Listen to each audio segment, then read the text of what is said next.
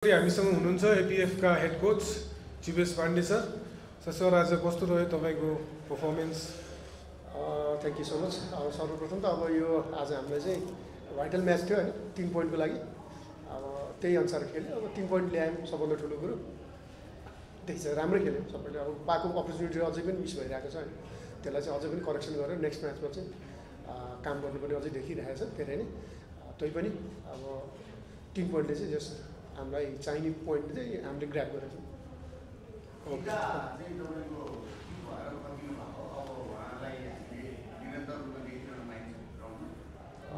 अब हामी होप है राम्रै अब देख्छौँ हामीले जस अब पहिलाको भन्दा बेटर हुँदै आएको छ हैन।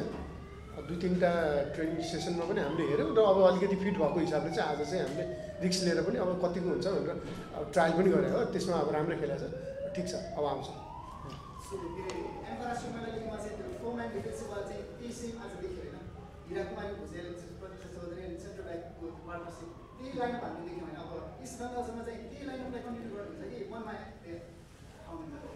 हेरौँ अब के हुन्छ अब हैन। भोलि प्र्याक्टिस उसमा हेरौँ। त्यसमा पनि इन्जुरी छ अलिअलि हैन। मनमायाको इन्जुरी छ, मनमाया र उसको अलिकति इन्जुरी छ प्रतीक्षाको। हुन त हामी त्यसैमा नै काम गर्छौँ। फर्स्ट म्याचमा फोनीको एउटा फराकिलो जिताएको थियो र दोस्रो म्याचमा ड्र र अहिले 1-0 यो 1-0 आउनु पनि एक किसिमको स्ट्रगल नै रह्यो टिमलाई। 3 खेल हामी पुग्दै गर्दाखेरि टिमले गोल गर्ने लय चाहिँ कम गरे जस्तो लाग्छ, के भन्नुहुन्छ? यस्तो अब लय भन्नाले अब कम त भएको होइन। अब हामीलाई चाहिने अब त्यो अनुसार पनि हो, तर गोल नभएको पनि हो। हाम्रो पाएको अपर्च्युनिटीहरूलाई चाहिँ मिस गरिरहेको छ अझै पनि होइन। तै पनि हामीलाई इम्पोर्टेन्ट भनेको 3 पोइन्ट थियो। त्यो हिसाबले हामीले फोकस 3 पोइन्टमा गरिरहेको थियौँ है।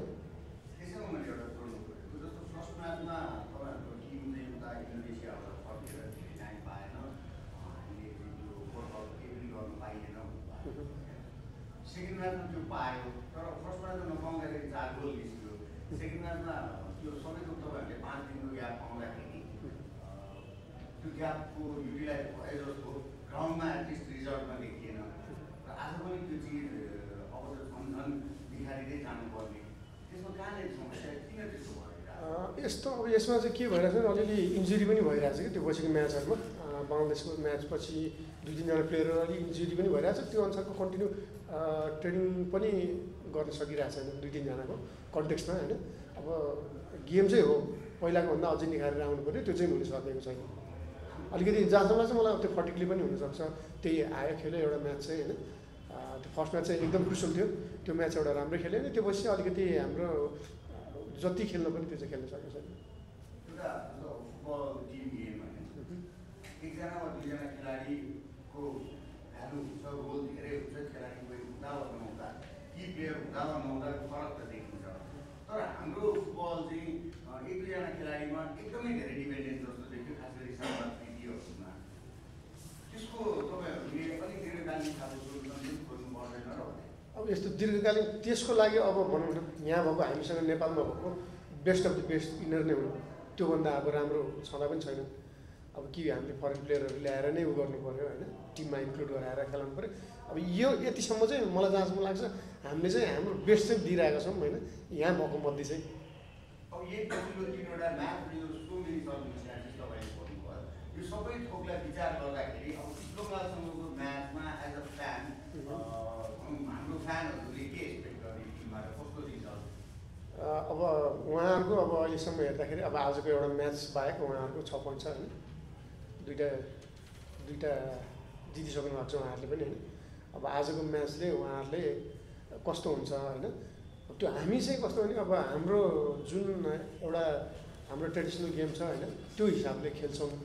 त्यसमा हामी चाहिँ एट्याकमै जान्छौँ उहाँहरूसँग खेल्दा पनि। विनिङ मेन्टालिटीमै खेल्नुहुन्छ? अब त्यो त अब अभियसली अब विनिङ मेन्टालिटी नभइकन गेममा के खेल्ने ग्राउन्डमा होइन होइन त्यो होइन। अब त्यहाँ जाँदाखेरि चाहिँ गेममा चाहिँ हामी चाहिँ हार्छु भनेर त जाँदैन, विनिङ मेन्टालिटी लिएर नै। तर हामी त्यो प्रुभ पनि गरिदिन्छौँ, जित्छौँ। तपाईँको थियो मैले त्यसैमा जोड्न चाहेँ, विनिङ मेन्टालिटी भन्नुभयो, तर इस्ट बङ्गालको कुरा गर्ने भए विदेशी खेलाडीहरू निकै धेरै समावेश गरेको छ र एएफसी कम्पिटिसनमा पनि नकआउटमा लामो यात्रा नै तय गरेको टिम छ। कतिको कन्फिडेन्ट हुनुहुन्छ?